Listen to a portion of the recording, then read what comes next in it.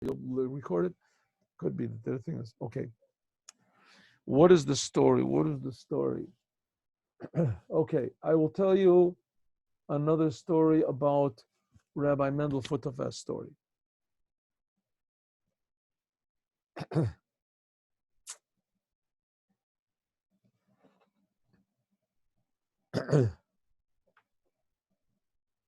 This story is, I told you, I didn't tell you the story about the,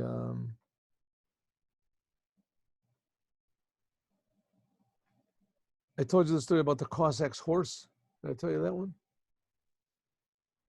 No, did I tell you the story about Kol Ma'aminim? No, didn't tell you the story? All right, so I'll tell you the story about Kol Ma'aminim.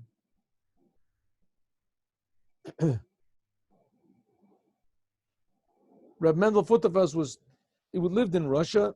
This is in the time of Stalin. May his name be blotted out forever. And he was taken to prison. He was taken to prison sometime before Yom Kippur, in any case. Maybe it was after Rosh Hashanah and Yom Kippur. Anyway, he was in prison on Yom Kippur. And then from prison, they made some sort of a trial, I don't know exactly what, and from there he was sent to Siberia. And he was in Siberia for a long time. But before he went to Siberia, he was in prison. And in this prison, he said there was a room where everybody would sleep, and there was like boards stuck into the wall, like 3 layers, 3 rows, and people would sleep on these boards or these chains or whatever it is if they flapped out. And so it came out that there was Yom Kippur one day. So what's he going to do Yom Kippur? There was no synagogue there. There was no books there. It was forbidden to do anything. So he sat in the time that he had in his prison, and he thought about the prayers. And he said what he could by heart. Now, usually the prayers of Yom Kippur are very long. And people don't remember. I mean, very few people remember all the prayers of Yom Kippur. It's not a thing you say every day. But he remembered some of it, and one of the prayers he remembered was a prayer which is called Kol Ma'aminim. Kol Ma'aminim she'ein bilto, Kol Ma'aminim b'kol derechav mishpat. Kol Ma'aminim means everybody believes. Kol Ma'aminim she'ein bilto, and it's an aleph base. It's according to aleph base. So then he sort of remembered because it was aleph base. So he was saying this prayer. All of a sudden he thought to himself, Reb Mendel had a thought to himself, what am I saying? Everyone believes. Everyone believes that God exists. Everyone believes that God is a righteous judge. Everyone believes. The people that threw him into prison, the people that threw the previous Rebbe into prison, they were Jews. These people, they were, really bad. And they were very cruel. And they were very evil. He said, everyone believes? How can I be saying this prayer? So he said, listen, a question comes from the devil.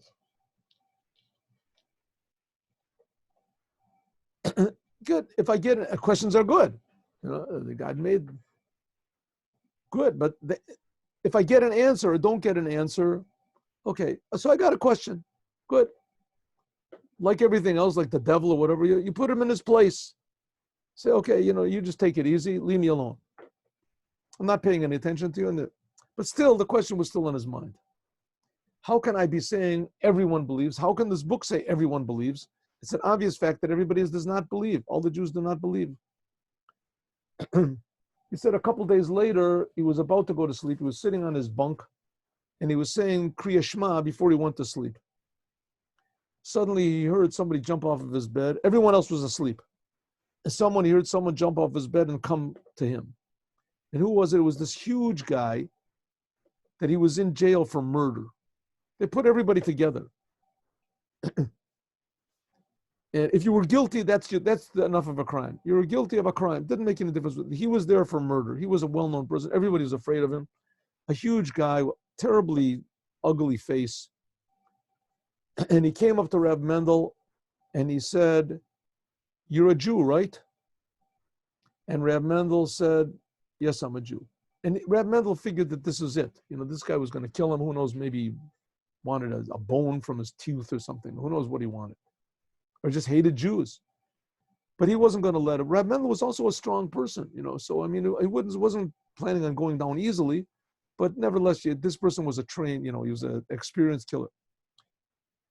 So he said to Reb Mendel, "Well, I want to tell you a secret. I want to tell you something. Don't tell anybody." So Reb Mendel said, "Okay, I won't." He was happy he was just alive. He said, "I'm also a Jew." So really? He said, "I want to tell you another thing."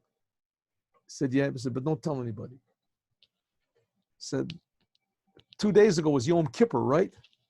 Reb Mendel said, "Yeah." He said, "Well, I fasted on Yom Kippur." Reb Mendel said, "Oh yeah, very good." He said, "You want to know how I know it was Yom Kippur?" He said, "Because every day they used to take them out from the prison, from their cells or whatever, and they would take them out for exercise." What was exercise? They made a big circle. There were guards all over the place with guns, with rifles. And they had to put all the prisoners in one big circle or a few big circles. They had to put their heads down and their hands behind their backs. Or maybe the hands on the shoulders of the person in front of them, whatever. And they would walk. Nobody could talk. You couldn't say anything. They walk around. They let them walk around for like 10, 15 minutes. And that was it. That was exercise. So he said, that's what we were doing a few days ago. And I heard somebody say in Yiddish, "Morgen is Yom Kippur. Tomorrow is Yom Kippur." So I went back to my cell and I thought to myself, Yom Kippur, huh? I remember my grandfather used to take me to synagogue. Yom Kippur. Says, "You know what? I'm a Jew just as good as everybody else. What do you do Yom Kippur? You fast. So I'm going to fast." I made a decision, I'm going to fast. So I told them I was sick and I wanted them to put me in the hospital. And they said, "Okay, what's the hospital?" "An empty room. That's what the hospital is. You'd lay down on the bed. Maybe there's a couple boards there to lay down, and that's the hospital or the infirmary." So I went there and I sat there. I was fasting. And I thought to myself, okay, I'm a Jew. I'm fasting. I said, but what? I remember my grandfather used to pray. He used to take me there and he had this book and he used to pray. And I thought to myself, I don't know how to pray. I never prayed in my life. I don't know what it is. All I did is just bad things in my whole life. Just made people feel bad, killed people. I did bad things, made a lot of pain. And I started to cry. I felt really bad. My grandfather was such a good person. And here I'm so off normal. I'm such an animal. I started to cry. And suddenly a prayer popped into my mind. And my grandmother used to wake me up every morning and she would wash my hands, or she would wake me up every morning before she would wash my hands. And she would say this prayer, Modeh ani lefanecha melech chai v'kayom. I don't know what it means, but I remember this was the prayer she would say with me.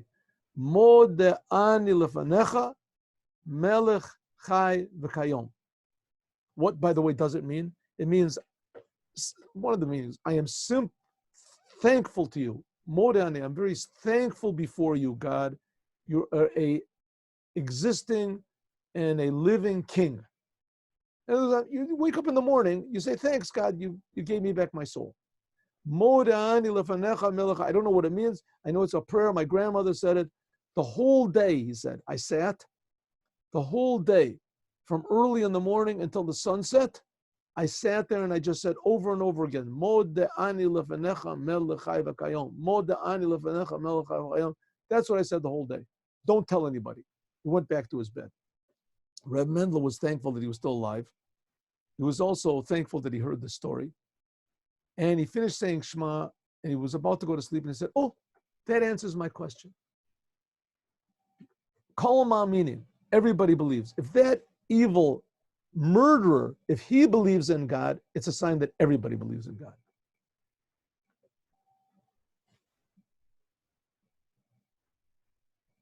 See you all at 3:00. Good one.